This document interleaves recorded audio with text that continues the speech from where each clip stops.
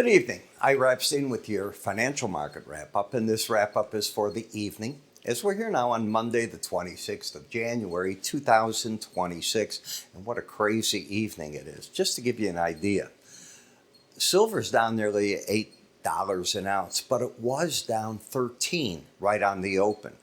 Copper market fell 11 cents, and you're still down $200. You were down about $240 in the platinum.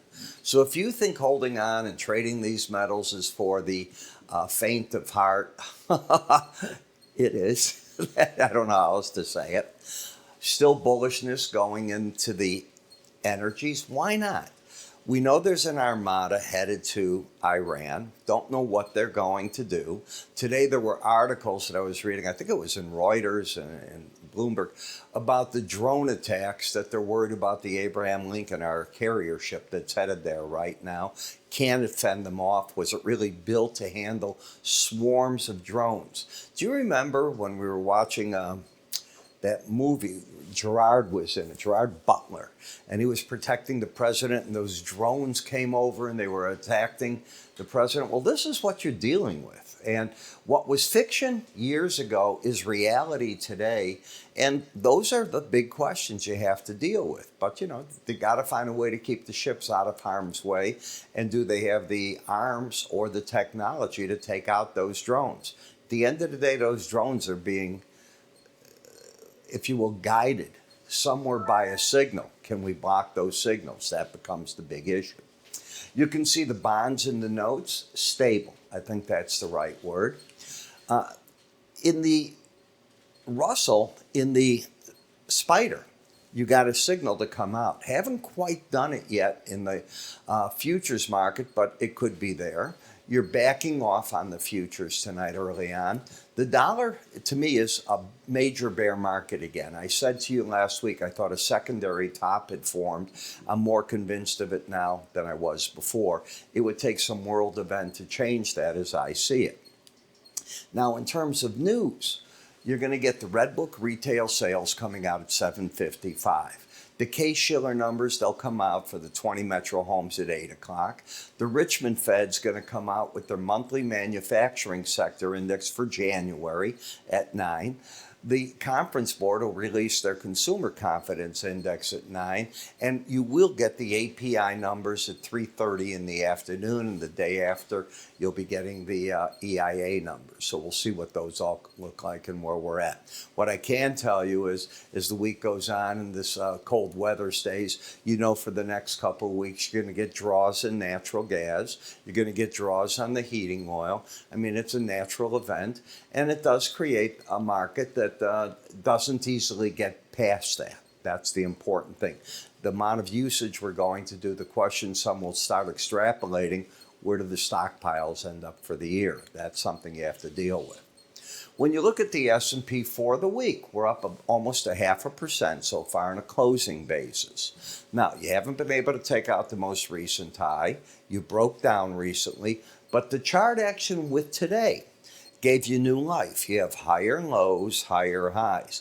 What you don't want to see taken out is the lows of today. Why the big range? Because when you went to bed, we were all fearful of hearing that the government's going to shut down probably this weekend, which I think will happen. We are hearing that what's going to happen in Minnesota, how much more unrest, is ICE out of control? All those type of things. In all fairness to ICE, if you look at all the videos, and I have spent hours looking at them, unfortunately, that gentleman was, I don't want to use the word antagonizing, but he was right in the face of ICE for quite a while before this all happened, and he carried a gun. And why would you carry a gun if you're going to go there with a camera taking pictures? It's your absolute right. So don't you NRA people, I'm a gun guy, so don't come after me because that's not what I'm saying. But if I were going to protest, I'd probably leave my gun at home, knowing ICE agents are there and what we're all hearing. I mean, you got to use common sense every now and then. And had he not had a gun, he'd be alive. Not against guns, but that's the reality of that situation. When you look at the S&P index, higher lows, higher highs, you see how the market's got the outside day up. You don't want that taken out. As long as it's not on Tuesday or Wednesday, why can't you make a run even further, possibly to the upper Bollinger Band? We're about to find out. Momentum up and not in overbought territory. It's knocking on the door. You got a 69.45 reading, so you got to pay attention to that. When you take a look at slow stochastics, still good. So now I take a look at what the Dow's doing. Little different story. We have a pattern of lower highs, potentially higher lows, sort of no man's land, and caught fighting a battle for the past 5 days right at the 18-day average of closes. Still giving the nod to the bulls, but I can see the difference there. Not in the Russell. You just lost the embedded reading. The odds favor you're going to go back to the 18-day average. So I'm watching it very carefully and not comfortable with where it's at. When I look at the DAX, higher highs, lower lows, still on its way to the upside. To me, emerging markets, the DAX, all those indices still look good against the dollar. When I take a look at the bounce in the 10-year notes, well, number one, you're correcting an oversold condition. The readings are now still having one number with a 28.59 as you take a look right over here. See it? Right where I was stepping for you. So be careful of that. I look for resistance at the 18-day average of closes, and in the 2-year, you've got to lose the bearish embedded reading to get me friendly, and you haven't done it yet. So it's patience time. In the dollar index, you have literally just fallen apart in about 7 business days. And I mean literally just fallen apart. A lot behind that. We'll see if it can keep going. And you're taking off in the euro. But would I tell clients to buy the euro over a Bollinger Band? No. But look at all this support in the euro down here, back at the 117 level, 200 points away. I'm not saying it's going there right away, but it's got a lot of support. You might get some bullish crossovers of moving averages. Japanese yen, no surprise. Still talk of the intervention. Still, did they intervene or not? You'll waste the strength of it, and the market will eventually test this. I'll be looking for pullbacks in the market. We'll see what goes on there. In Bitcoin, breaking down still. Now, last night, for those of you that watched what I was doing and so on in the futures, I was saying that I think that the market probably bottomed out again right through here because it ties in with this last low. You're going to have to punch through that and prove you can close under it to get me thinking that that's not a zone for a bottom in Bitcoin. On the energies, I'm still in the bull camp. As much as I know the EIA, IEA, and everybody comes out with what they think energy is going to do and it's oversupplied, these aren't bearish charts. They're still friendly. You're getting a bullish crossover where the 18 just got over the 100-day average. You don't fight City Hall. The chart action is everything that the market knows at any point in time.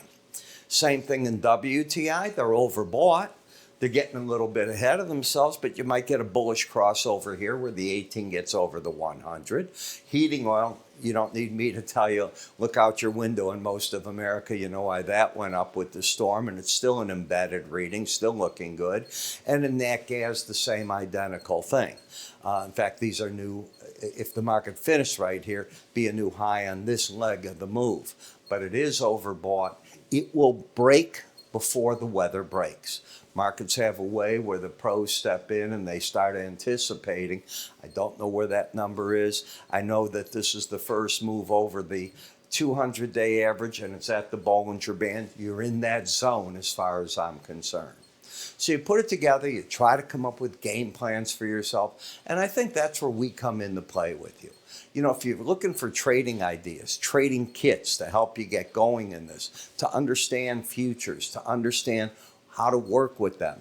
Well, we've put together our trading kit. It's got 10 chapters or more for you to work with. Indicators galore explained. I teach you both pivot points, the Arun indicator free. So you can see what my other courses look like in my method of teaching.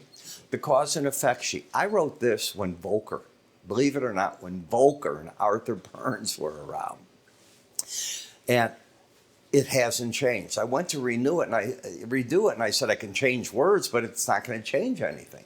Chart patterns. Learn chart patterns just to get an idea of what they are. You'll develop your own trading method.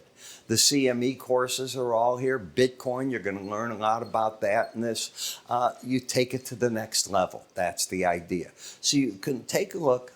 Visit our website at iraepstein.com. You can move your cursor to the top up here or over here. Go to the free offers. That's where everything is located on this, and take advantage of it. I'm Ira. Hope you look at the other videos tonight. I will catch up with you first thing in the morning. Have a great evening.